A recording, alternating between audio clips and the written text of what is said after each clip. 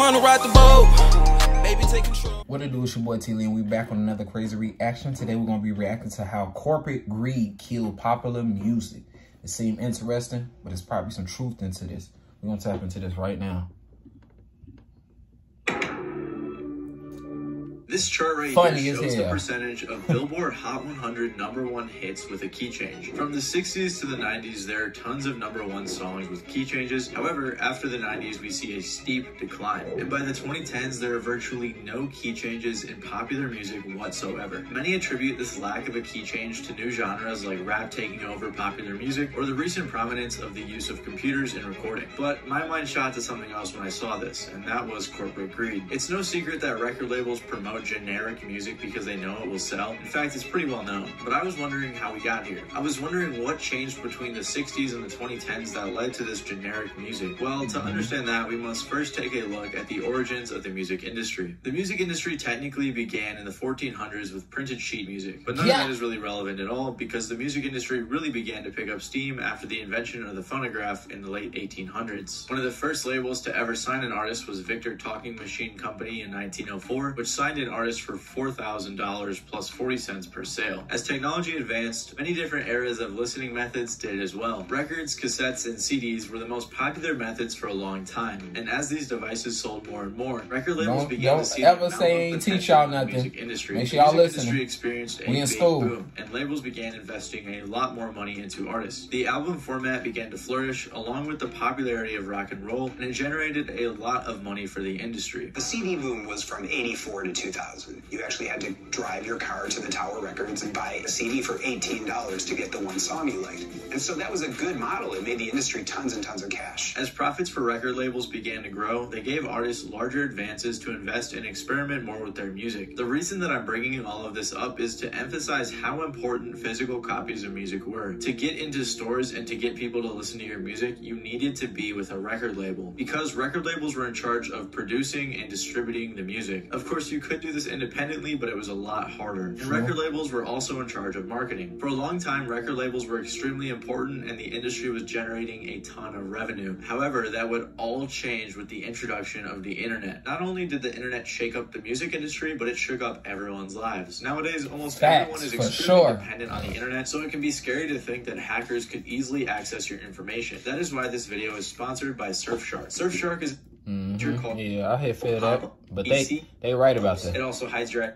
They right about that for sure. One of my personal favorite things, the internet made a big change with music, honestly. This VPN is changing my location so I can access music early, because personally I hate staying up to the late hours of midnight just to listen to some music, so it's nice to get it a little early before everyone else. You can also watch TV shows and movies that aren't available in your region just by changing your location. Man, this nigga, he's still doing that?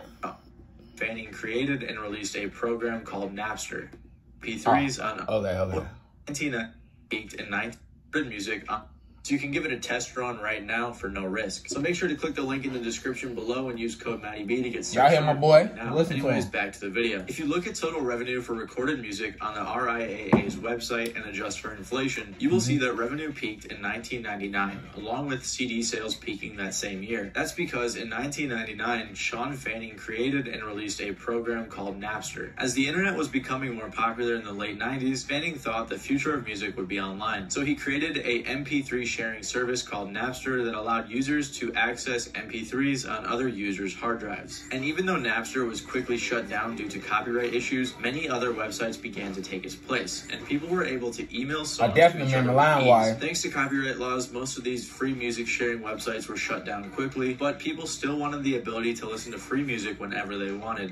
We didn't really factor in the consumer adoption, the youthful lack of respect for copyright, and the anonymity would combine to make it pretty unstoppable as a model. CD sales began dropping and the music industry's gross revenue was falling rapidly. Because of this, Steve Jobs introduced the iTunes Music Store, allowing people to directly buy songs from the label/artist. It was really the only option that labels had, because otherwise people would continue pirating music and emailing songs back and forth. So the labels went with the iTunes Store, but that didn't last too long either. Labels needed a way to make money, because from 1999 to 2015, total revenue within the recording industry was on a steep decline. decline. Previously, record labels were essential for distributing music to the customer, but with the age of the internet, that was no longer the case. Damn. So record labels needed a way to make themselves useful again. Otherwise, they would be left in the dust. So in 2006, Spotify swooped in to revolutionize the music industry. Spotify was very similar to Napster and other related websites, but Spotify wanted to find a better way to both monetize and legally relay the music. To get Spotify off the ground, many deals had to be made with record labels to get their music onto the app. In order to license their music, labels would take a large cut of both subscription and ad revenue. And because Spotify was licensing their music from record labels, the labels essentially had control of Spotify. The big three record labels, Warner, Sony, and Universal, also own 18%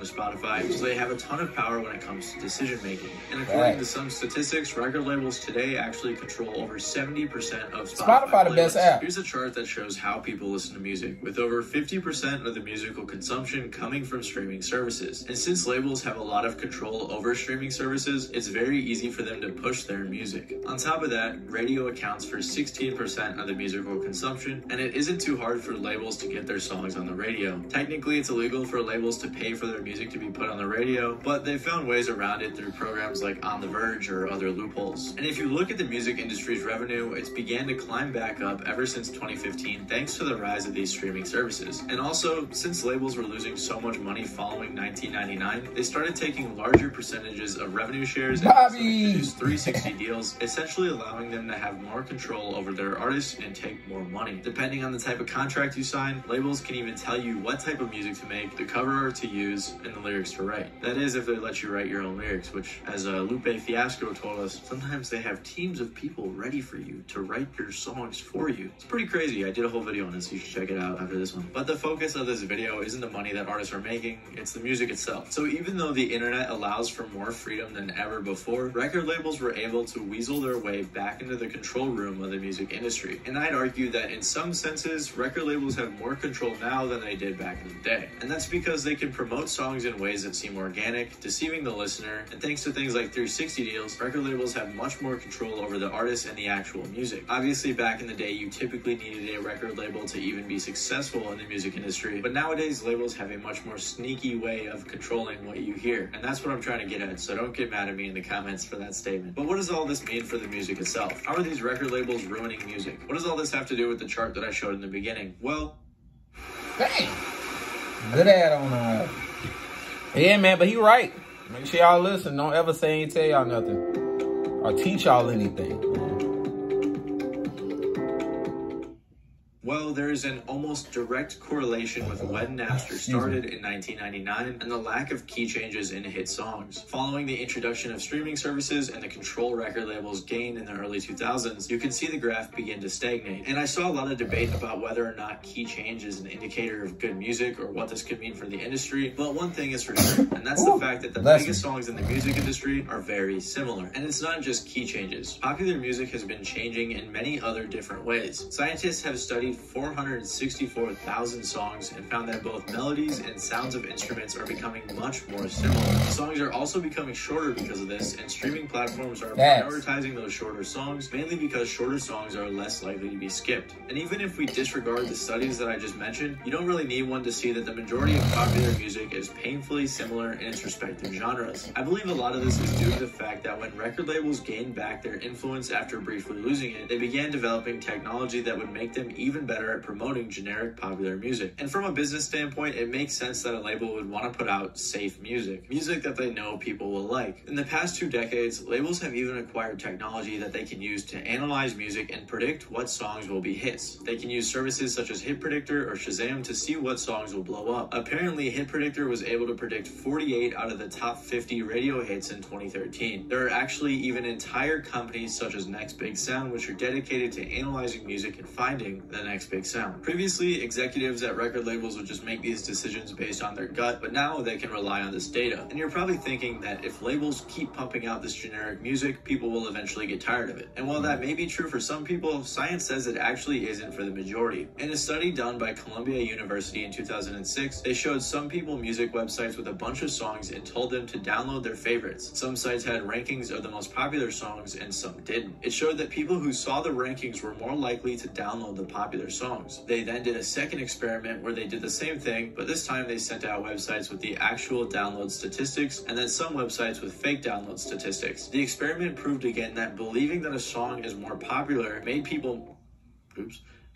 more likely to download it. Another study done in 2011 shows that the brain produces dopamine when people hear songs that they have played and heard before. So essentially what this all means is that a label can have teams of people working on making a boring song. They can put the song onto the streaming services and manipulate it so it gets more popular. You hear it over and over again and you end up liking it, and boom, you have a chart-topping Hot 100 #1 song, and you're rich and you're famous and the label's making tons of money. Yep. And for all those reasons, this is why I believe that greedy corporations are ruining popular music. And even though popular music is super generic and it's only made for the purpose of making money, there are more talented, unique, and diverse artists out now than there ever has been before. Independent artists are actually the fastest growing group in the recording industry right now. And thanks to the internet, we can fight the tyrannical record labels by supporting small and independent artists. If we take a look at the graph I showed earlier, media platforms like YouTube, TikTok, and others make up about 36% of the different ways in which people listen to music. And these platforms are a lot less biased. The internet has created so many opportunities for artists to make a living creating their art all on their own without the help of a record label. Thanks again to Surfshark for sponsoring this video. Make sure to check out the link in the description. Hey man, he was spitting facts in there, man. But I appreciate y'all for watching, man. Make sure y'all stay tuned for more crazy reactions. Sub up, and if you subbed up, turn on that post notification bell. We're on the road to 100K subscribers, and we out.